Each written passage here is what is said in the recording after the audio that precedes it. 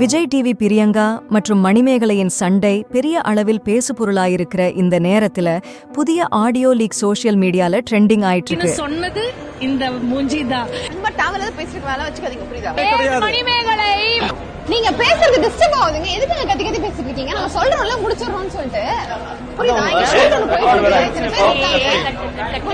நீனும் சொல்றதுக்கு வா பாக்கலாம் வா.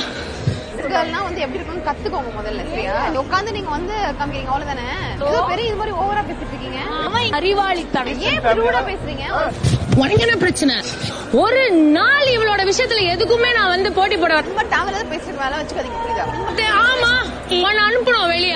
வெளியே போ, கிளம்பு. நீங்க எப்படி வேணா பேசுறீங்க, உங்களுக்கு irresponsible பேசுறீங்க. அது மாதிரி நான் இப்படி பேசுறீங்கன்னு ஒரு நாள் ஒரு பேச்சு பேசாத.